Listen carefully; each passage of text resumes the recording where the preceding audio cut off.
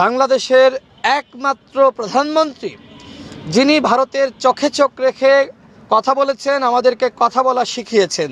সাবেক প্রধানমন্ত্রী দেশনেত্রী বেগম খালেদা জিয়া, তিনি অসুস্থ, হাসপাতালে ভর্তি আছেন। আমি তাকে দেখতে গিয়েছিলাম, তার স্বাস্থ্যের খোঁজখবর নিতে চেষ্টা করেছি। দেখেন, এই নেত্রী এমন একজন নেত্রী যিনি আমাদেরকে সংগ্রামে উৎসাহ প্রদান করেছেন। এর আগে বছরখানেক আগে অভ্যুত্থানের পরে যখন সাবেক প্রধানমন্ত্রী বেগম খালেদা জিয়াকে আমি এবং আমাদের দলের সভাপতি নুরুল হক নূর দেখতে যাই, তিনি আমাদের সাথে কথা বলেছিলেন এবং তরুণদের এই অভ্যুত্থানের তিনি প্রশংসা করেছিলেন। তিনি বলেছিলেন যে, তোমরা তরুণ, এই দেশের পরিবর্তনে তোমাদের সবাইকে সামনে থেকে নেতৃত্ব দিতে হবে।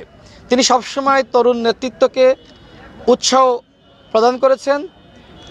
আমি নিজে গর্ববোধ করি যে সাবেক প্রধানমন্ত্রী বেগম খালেদা জিয়ার সাথে আমার সরাসরি সাক্ষাৎ করার সুযোগ হয়েছে, কথা বলার সুযোগ হয়েছে। এখন তিনি অসুস্থ, তার জন্য সারা বাংলাদেশের মানুষ দোয়া করছে।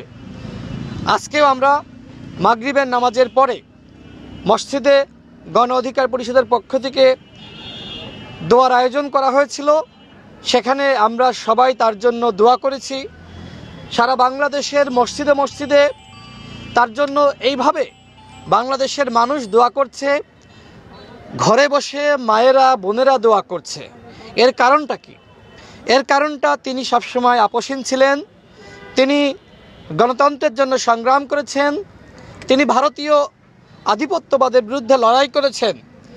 বাংলাদেশের একমাত্র প্রধানমন্ত্রী যিনি ভারতের চোখে চোখ রেখে কথা বলেছেন, আমাদেরকে কথা বলা শিখিয়েছেন। আমরা তাকে নিয়ে গর্ব করি। আমি দৃঢ় বিশ্বাস রাখি এবং আল্লাহর কাছে দোয়া করি, মহান আল্লাহ রব্বুল আলামিন জনতাকে দীর্ঘায়ু দান করেন এবং তিনি তার জীবদ্দশায় গণহত্যার বিচার এবং ফ্যাসিস্ট শাসক শেখ হাসিনার ফাঁসি দেখে যেতে পারেন।